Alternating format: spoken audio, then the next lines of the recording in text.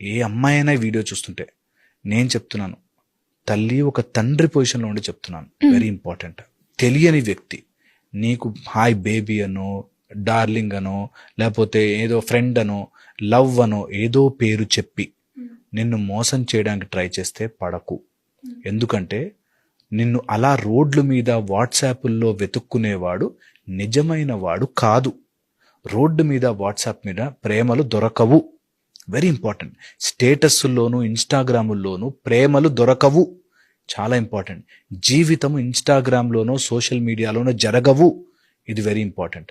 నీకు మత్తిచ్చో, లేకపోతే నీ ఇంట్లో వాళ్ళను సెపరేట్ చేసో, నీతో తప్పుడు పని చేయించో, అర్ధరాత్రి 4 గంటలకి 3 గంటలకి బయటకు తీసుకెళ్ళో, బండి మీద తిప్పో, అది ప్రేమ కాదు.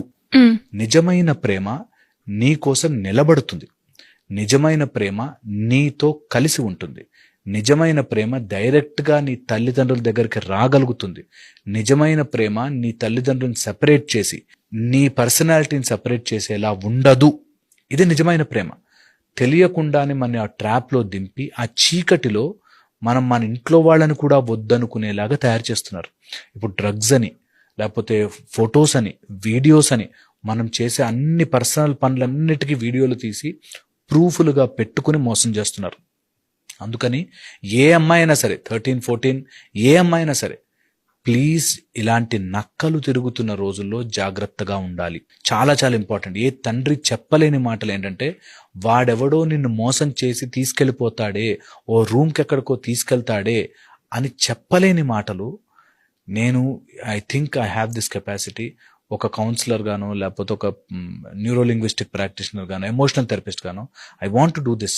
ఎందుకంటున్నా అంటే, ఇలా తెలియక ఇరుక్కుపోయి వెనక్కి రాలేక వాడిని బతిమలాడుకుని రోడ్డు వెనకాల పడి, వాడు నువ్వు నాకు వద్దుపో అని చెప్పి వెళ్తుంటే వాడు వెనకాల పరిగెట్టే అమ్మాయి, నేను ఏం చేసినారా, నేను ప్రేమించినా అంతేరా అని తల్లిదండ్రులను వదిలేసి వెనకాల పరిగెడుతున్నా, వాడు నువ్వు నాకు వద్దుపో, ఏం చేసుకుంటావో చేసుకోపో, నేను ఇంతే అనేటట్టుగా చేస్తే ఏ అమ్మాయికి అలాంటి పరిస్థితి రాకూడదు. ఏ అమ్మాయికి అలాంటి సిచ్యువేషన్ రాకూడదు. రాకుండా ఉండాలి అంటే లిమిట్ అనేది చాలా చాలా ఇంపార్టెంట్. నా బుక్ ద బ్యాలెన్స్లో కూడా రాసా. Limit, balance. నువ్వు ఫ్రెండ్స్ ఉండొద్దు అని చెప్పట్లే, నువ్వు ప్రేమించొద్దు అని చెప్పట్లే, నువ్వు మోసపోవద్దు అని చెప్తున్నాను. ఈ మోసపోవద్దు అని చెప్పే తల్లిదండ్రులు దుర్మార్గుల్లో కనిపిస్తారు. ఆ ఏజ్లో ఎలా ఉంటుందంటే, అది నాకు ఇష్టము, నా లైఫ్ నేను సెటిల్ చేసుకోద్దా, నాకు తెలియదా అనే ఒక ఆలోచన దృక్పథంలోకి వెళ్ళిపోతారు. వీళ్ళు మారలేరు. ఎందుకంటే వాడు కంప్లీట్గా మోసం చేసేస్తే తప్ప వీళ్ళు మధ్యలోంచి బయటకు రాలేరు. అలాగా ఇన్ఫ్లుయెన్స్ చేస్తారు. ఈ ఇన్ఫ్లుయెన్స్ చేసే వాళ్ళు కొట్టేది మైండ్ మీద.